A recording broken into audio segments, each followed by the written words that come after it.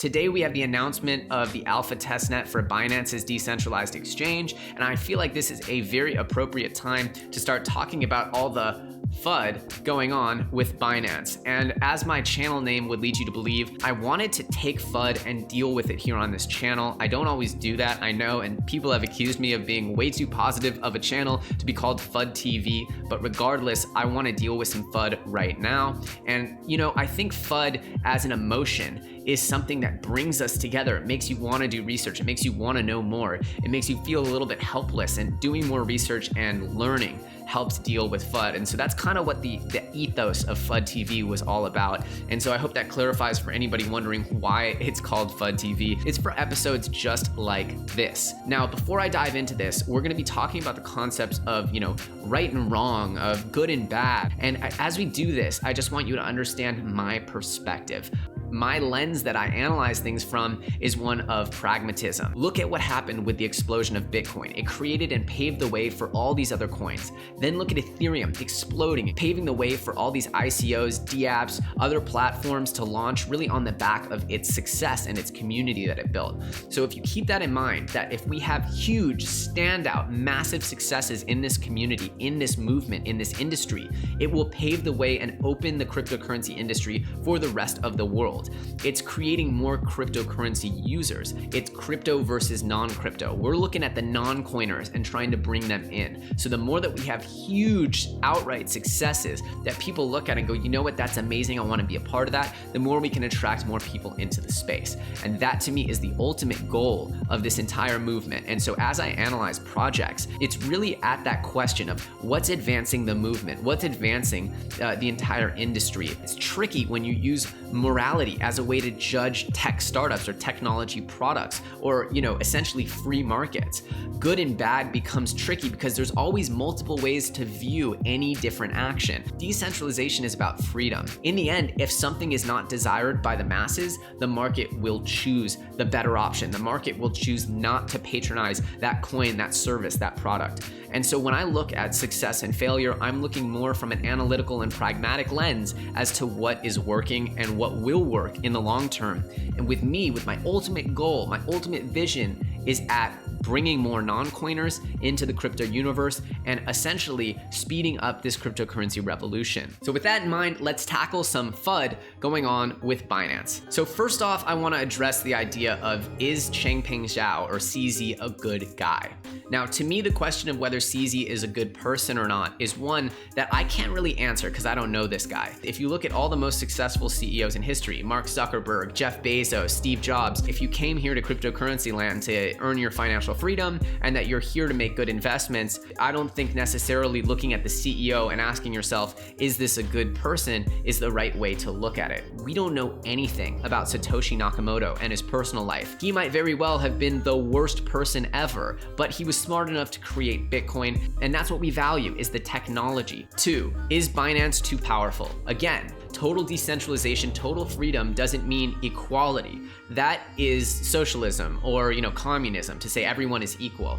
We all know that there's always going to be more powerful, more influential, more innovative people in the space. And those innovators, those leaders are the things that push the movement forward. Without that incentive to be a leader and to get more, there's no incentive to push the movement forward. And I don't think that's the type of movement that we want. We want a bunch of the smartest people in the world heavily incentivized to create something bigger, better, stronger than our current centralized ecosystems. Now, we are going to get to some things that I do think are bad. One of those things I do think is bad is the accusation, or essentially the allegations from coins like Digibyte, that they have been extorted by Binance, that essentially they went through this listing process, they won a community vote, so they were supposed to be listed because of this community vote that they won, and then they started getting sort of like upsold by Binance, saying, well, actually there's going to be a fee, and actually the fee is going to be really high, and if you try to tell anyone or don't pay the fee, then we're going to come after you and shame you and try to sue you or something like that. That's craziness, and that is an abuse of power, and that needs to be stamped out, and that needs to be addressed. It's wrong, totally wrong,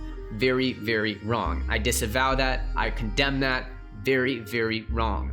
So if you think that Binance is going to hurt you in the long run, or working with them is going to hurt you in the long run, then don't work with them. But that's the freedom that comes with decentralization, is that you have the freedom to engage with that or not. Which brings me to my next point, brain drain.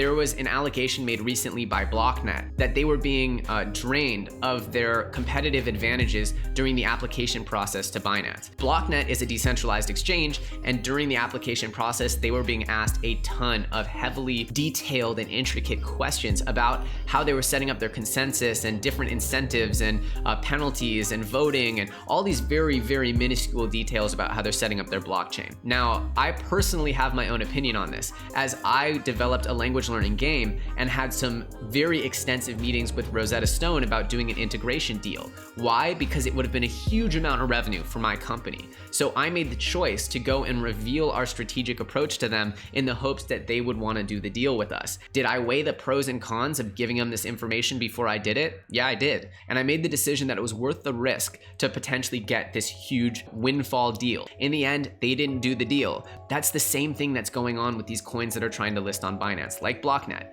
They made the decision before typing into that document, are we supposed to or should we be revealing this information? And they decided that the pros of getting listed on Binance outweighed the cons of essentially revealing that information. We all knew that Binance was building a decentralized exchange, so if you're choosing to reveal that information to the biggest exchange in the world who's announced their decentralized exchange, then you're essentially, with eyes wide open, weighing the pros and cons. You weighed them and you made your decision, and they made theirs. Again, brain drain, is it a nice thing? No, but it's a reality of free markets, and it's nothing that's going away. And in the centralized tech world, this happens each and every day of the week. I can promise you that. You're always gonna wanna know what the competition is doing. You're always gonna wanna have answers. We don't have proof that Binance implemented all the things that BlockNet told them. We just know that they got those answers. And again, they didn't hold a gun to BlockNet's head. BlockNet offered that information up. It's just a question of now we're saying that doing opposition research is a bad thing. Why do you think Apple and Google and Samsung have literally spies on each other? It's part of the game, is to figure out what the opposition is doing, what your other competition is doing. Do I think brain drain is in and of itself a bad thing? No, because you could argue that as a BNB holder, I want Binance to go and get that information. Again, just showing that any one action can be analyzed from a moral lens from a variety of perspectives, and that action alone is not necessarily right or wrong. Does this make Binance evil? I'm certainly not going to say that Binance is evil for asking these questions. I don't think so. Anyway, moving along. Part of this BlockNet thing was the idea that Eric Zhang, who's a co-founder of Neo and Onchain, was actually part of the group that was asking these questions of BlockNet. Now, there's been suspicions of Binance and Neo working together because Binance is using DBFT as its consensus mechanism, which was invented, of course, by the Neo founders, Eric Zhang. And so obviously there's some suspicion that there might be some collaboration there. That was actually fully confirmed if you watch my interview with June Lee from earlier today. June Lee's like, yeah, we collaborate on technical things. We have overlapping groups. We've all known each other in China forever, and we're all working to solve similar goals. Are you planning on collaborating with them at all as they build out their decentralized exchange and their own chain? Are you planning on helping lend them any services or technical support, or are you guys not collaborating on a technical level, you and Binance? Yeah, we have a lot of technical collaboration, and our team, we have a technical team collaboration group, and we will provide support for all the kind of wallet and the signature service for Binance as well. And we're waiting to any kind of the new plan. We will be a very close collaboration in next phase. Yeah. So this was put to rest, I thought, today when CZ came out and said, yeah, we have an Eric Zhang on our team, and then there's also an Eric Zhang on Neo, and that they're different, but people who are in our circles know the both of them. And there's apparently an article that's been published by the Eric Zhang that works at Binance. And so essentially CZ is saying that they're two different Eric Zhangs. June Lee from Ontology is saying that they do collaborate. So I don't know, maybe they are collaborating. Maybe it's a different Eric Zhang. But even more so, this is just a story of how easy it is to FUD something and then how hard it is to then take that FUD off. It's so much easier to throw FUD at a project than it is to actually prove that that FUD isn't worth FUDding about, if that makes any sense. For example, someone accused Ontology of paying off Binance millions of ONT tokens to get listed, and I have June Lee saying that there was zero listing fee.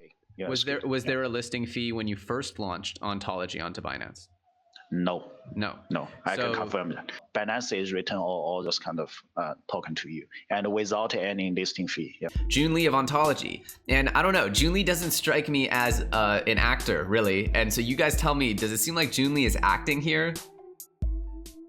No, he's not acting. I don't think Ontology paid a listing fee, which means Binance had no incentive for this quote-unquote pump. And that leads me to another topic, which is essentially saying that Binance is in on pump and dumps. Now, obviously pump and dumps happen. We know they happen. They happen all the damn time. But it takes a little bit more than a loose allegation to prove that it's actually Binance pulling the strings. If Binance is doing pump and dumps, shame on them, that's hugely illegal. But I just don't get the feeling that Binance is that concerned with little pump and dumps. I mean, they're making so much more money than those little pump and dumps would offer. So I don't know, to me it just seems a bit far-fetched, but you guys let me know. Do you think Binance is actively pumping and dumping coins? Do you think that that's the Binance business model? You guys let me know. I personally, I'm not convinced, but I'm definitely curious if you guys are. I sympathize for anyone who's offended or doesn't like Binance because of this. So don't invest in them, don't use Binance, just go away from Binance. Most likely, if everyone watching my channel and everyone watching Crypto Daily and everyone watching Ivan on Tech and everyone watching essentially the biggest channels in the space were to simultaneously stop using Binance, I don't think it would make really a big difference. Again, just remember, as my good friend Eric Crown would say, our retail dollars are a drop of piss in the ocean. We are so small in this industry that to think that just us deciding to not use the exchange is going to change what's going on. Like, there are much bigger whales out there. We are just minnows in the ocean swimming around. And so people can choose to exist in reality or they can choose to exist in some kind of fantasy. But I choose to exist in reality. That's just the lens that I take to everything. So I'm not surprised by hearing this stuff, nor am I offended, nor does it really impact my plans.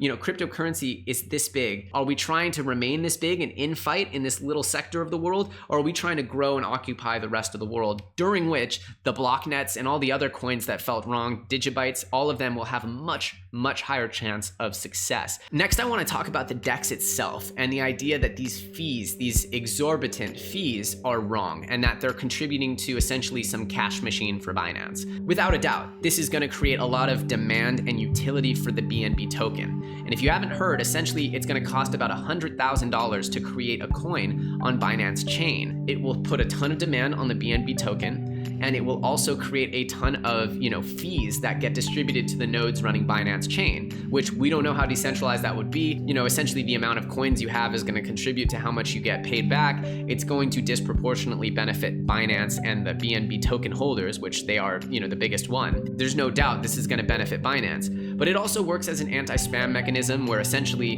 you need a ton of capital to start a coin or start a project, which will raise the barrier to entry and make sure that only more legitimate projects get past that threshold. So again, you can analyze the action from multiple lenses. Is it wrong or right? Is not really what I'm focused on. Will this create an environment where it creates the gold standard of coins, the gold standard of trading, a product experience where people are able to have security, trade wallet to wallet, which is really the point of decentralized exchange. So I can trade wallet to wallet, have only the best coins on the chain, and know that we're getting sort of the leader in exchange designing this decentralized experience. I don't know. I would argue that you could see that as wrong or right, but I'm more focused on, will it work? Will it be successful? And the jury's still out on that. Who can really deliver? Who can really have these standout successes? What teams are going to help create this mass adoption cycle? Because right now, crypto's this big, and the rest of the world is so much bigger and views crypto as largely illegitimate. So is Binance good or evil? I don't know, but that's not the lens I'm using. You guys let me know. Do you guys think Binance is good or evil? Do you think Binance will be successful with their decentralized exchange? Are you guys surprised by the success of Binance so far, pretty much hitting all-time highs in their Satoshi comparison? Really one of the only coins, if not the only coin to do so. What do you guys think about Binance? What do you guys think about this rant? I'm always curious what FUD Nation has to say and what they think. Leave me a comment, smash that like, and of course, I'm Elio Trades. You're watching FUD TV, and I'll see you very soon on the next episode.